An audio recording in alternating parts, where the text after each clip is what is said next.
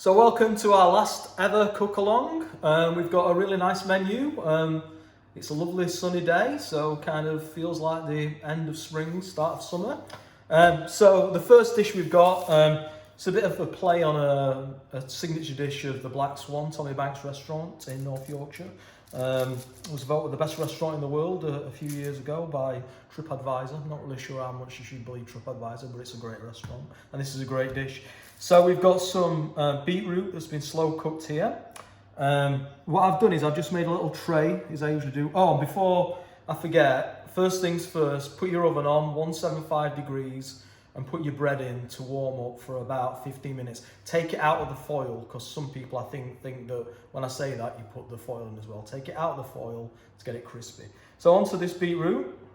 So I made a little tray for it. It's already been seasoned, so you don't need to add any salt to it or anything. And all I'm going to do is pop it in the oven and just get it warmed through, get it a little bit sort of tacky on the outside. So it's probably going to take 4 or 5 minutes, so I'll do that. So my beetroot's had 5 minutes in the oven. You can see it's kind of just gone slightly matte, sort of dried out a little bit. I'm taking a little bit of this glaze that you've got, and I'm just going to pop that on it, just to kind of glaze the tops of it up. Now this is loads and loads of beetroot juice that I've reduced down. Really reduced it massively by about 95%. Really intense flavour. So we've got that. So the beetroot, and obviously yours might be slightly different shapes to this because they're all slightly different.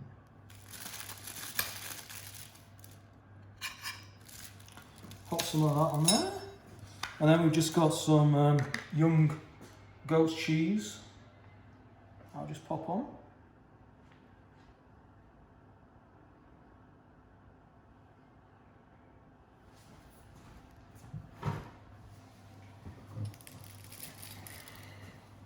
And this here is it's like tara masalata essentially.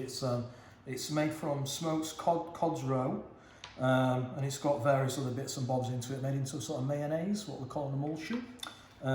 So we'll just take the end of the bag off. And then I've also done some pickled apple here, which is my kind of twist on it, and some linseed crackers as well. So I'll just finish the dish with some of our crackers. Just move it there so you can see.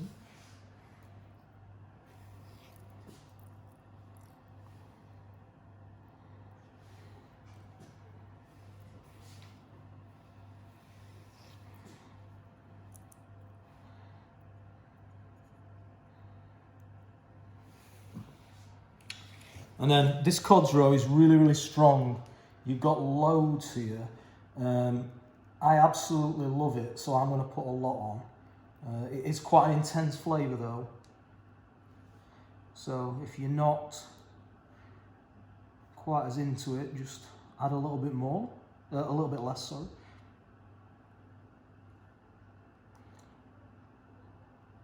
And then we just pop, just for a little bit of freshness, some pickled apple.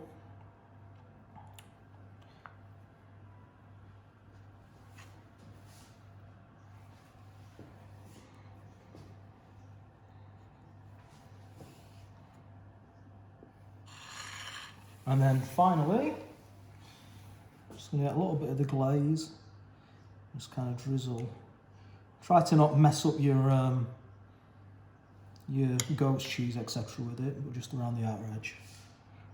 There you go.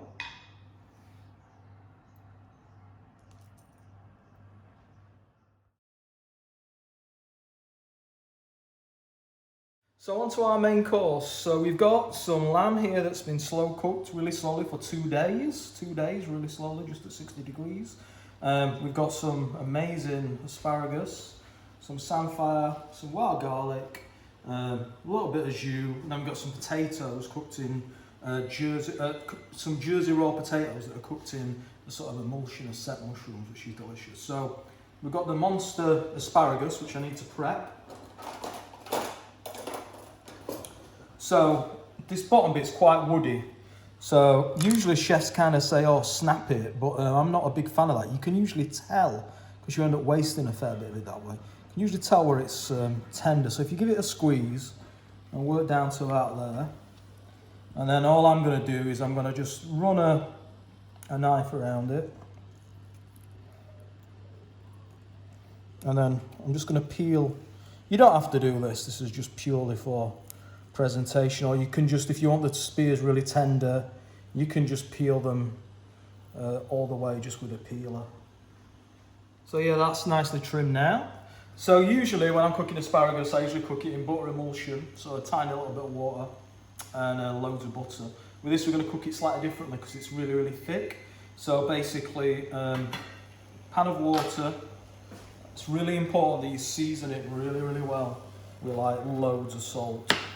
Pop that in, and that's going to take, because it's really thick, probably 6-7 minutes. So depending on how thick yours is, it's going to take either 5 to 7 minutes. It's all quite thick. So I've just got another pan on here that's really hot.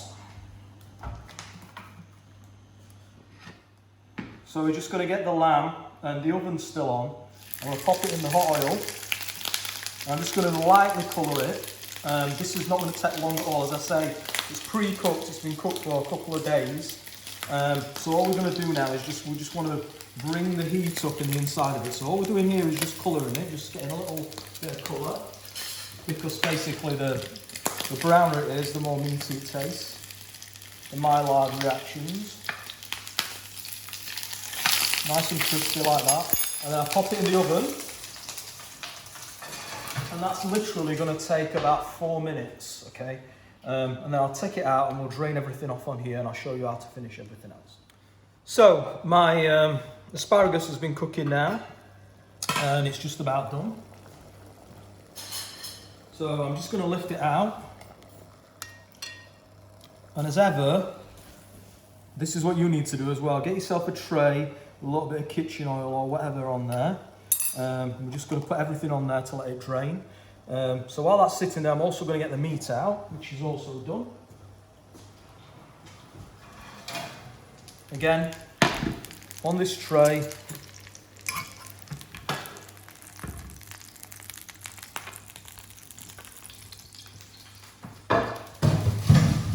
and then we're going to basically finish off the other vegetables. So we've got some samphire here. This just takes about a minute. It's nice tender samphire. So, and then we've got wild garlic as well, which obviously wild garlic's a wild product and we've just foraged it. Some of you might have flowers in there, some might not. If you've got flowers, you can use the flowers. You might have these buds, which obviously the flowers that have not flowered.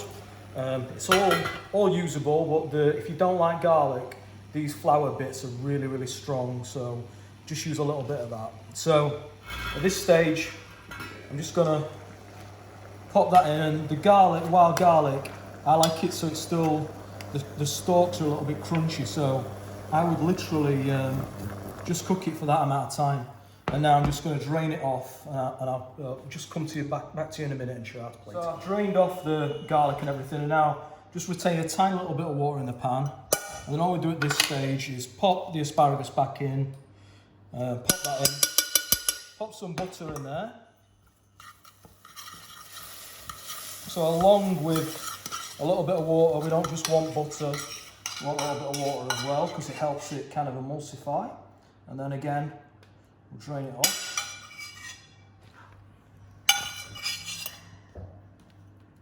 So everything's draining on there. The excess butter that I've got, I'm just going to drain off.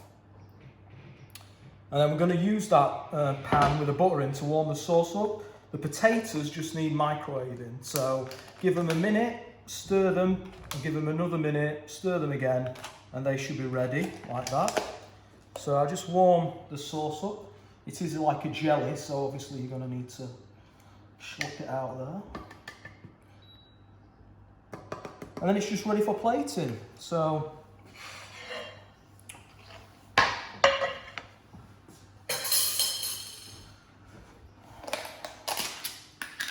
some more potatoes. So I don't know, did I say this? These are basically lovely seasonal Jersey Royals that we've got, and cooked in some kind of buttery puree of mushrooms.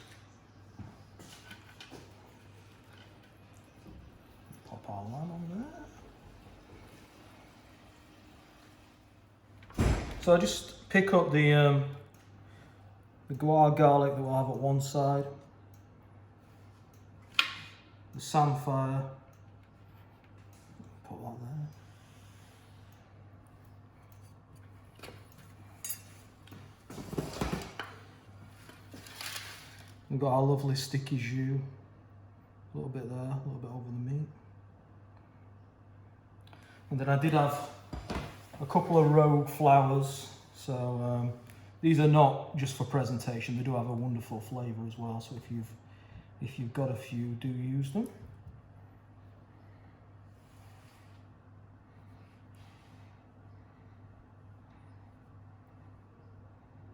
There we go. So that's our slow cooked shoulder of lamb fillet that's been cooked for 2 days. Jersey Royals, cooked with set mushroom puree, and we've got wild garlic and asparagus.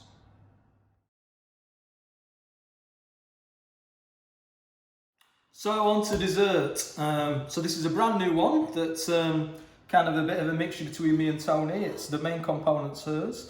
So it's a cheesecake, raspberry cheesecake, and it's got like a streusel sort of shortbread topping on top of it. It's got some creme patissiere, which I absolutely love on everything, so I'm going to put loads on. You can put on as much or as little as you like. I've made this purposely quite sweet, the creme pat, just because the raspberries are quite sour.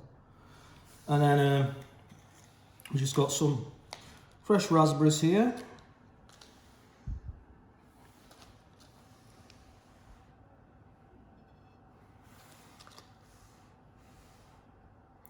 And then just a couple of twirls that I've actually made out of raspberry.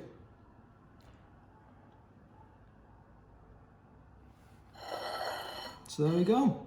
It's a raspberry cheesecake with a shortbread crumble topping and a creme patissiere.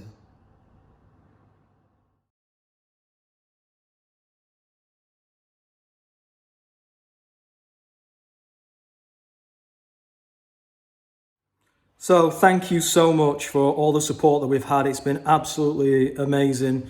You've really got us through this kind of really difficult time. We've really enjoyed doing these cook-alongs, but obviously we can't wait to see you in person. If you could share your meals on social media, it'd be great, just to kind of keep the buzz going. So it's Michael Price on Facebook, or Gourmet Dining Room. It's on Instagram, it's the_kitchen_and_cook. On my personal Instagram, Michael Price. Thanks ever so much, and have a wonderful summer, and let's say goodbye to COVID.